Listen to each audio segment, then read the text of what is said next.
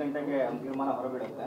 ಯಾಕೆ ಇಷ್ಟೊಂದು RSS ಅಂತ ಹೇಳಿದ್ರೆ ಪೋಟ್ರೆ ಮಾಡ್ತಾ ಇದ್ದಾರೆ? ಇದ್ದಕ್ಕಿದ್ದಂಗೆ ಚಿತ್ತಾಪುರ ಆಗಿರ್ಬೋದು, ಕೆಲವು ಕಡೆ ಬಿ ಮಾರ್ಕ್ ಎಂಟ್ರಿ ಕೊಡುತ್ತೆ, ಎಲ್ಲ ಒಂದ್ ಕಡೆ ಬಿಜೆಪಿ ವರ್ಸಸ್ ದಲಿತರು ಅಂತ ತೋರ್ಸಕ್ಕೆ ಪೋಟ್ರೆ ಮಾಡ್ತಾ ಇದ್ದಾರೆ ಕಾಂಗ್ರೆಸ್.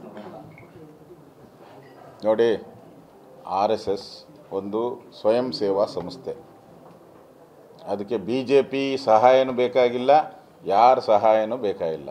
ದೇಶದ ಜನರ ನೂರಾರು ಲಕ್ಷಾಂತರ ಕೋಟ್ಯಾಂತರ ಜನರ ಹೃದಯದಲ್ಲಿ RSS ಇದೆ. ಅವರು ಇವ್ರ ಅಪ್ಪನ್ನ, ಇವ್ರ ಅಮ್ಮನ್ನ, ಇವ್ರ ತಾತನ್ನ, ಇವ್ರ ಮುತ್ತಾತನ್ನ ಎಲ್ಲ ನೋಡ್ಕೊಂಬಂದಿರೋದು RSS 100 ವರ್ಷದಲ್ಲಿ. ಅದಕ್ಕೆ ಬ್ಯಾನ್ ಮಾಡ್ತೀವಿ ಅಂತ ಹೇಳ್ತಾ ಇದ್ದಾರೆ.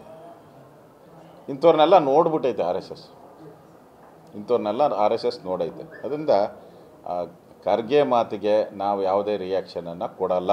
ಇನ್ನು ಮುಂದೆ ನಾವು ನಮ್ಮ BJPಯವರು ಯಾರೂ ಕೂಡ ಈ ಖರ್ಗೆ ಹೇಳಿಕೆಗೆ, ಮರಿ ಖರ್ಗೆ ಹೇಳಿಕೆಗೆ ನಾವು ರಿಯಾಕ್ಷನ್ ಕೊಡಲ್ಲ. ನೆಗ್ಲೆಕ್ಟ್ ಅಷ್ಟೇ. RSSನ ಅದು ಶಕ್ತಿನೇ ಅಗಾಧ. ಅದು ಸ್ವಯಂಮೇವ ಮೃಗೇಂದ್ರ ಇದ್ದಂಗೆ ಅದಂತ. ಅದನ್ನು ಯಾರು ಮಾತಾಡ್ಸೋಕ್ಕಾಗಲ್ಲ. ಅದೊಂದು ದೇಶಭಕ್ತಿ ಬೆಳೆಸೋವಂಥ ಸಂಸ್ಥೆ. ಅದನ್ನು ಪ್ರಶ್ನೆ ಮಾಡೋಕ್ಕೆ ಇವರೆಲ್ಲ ಭಾಳ ಸಣ್ಣ ಮನುಷ್ಯರು ಇವರೆಲ್ಲ. ಅದರಿಂದ ಅದಕ್ಕೆ ನೋ ರಿಯಾಕ್ಷನ್ ನಮ್ಮದು.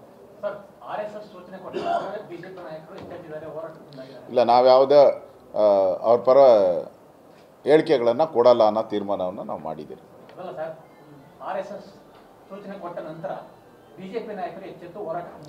ಯಾವುದಕ್ಕೆ ಯಾವುದು ಇಲ್ಲಲ್ಲ.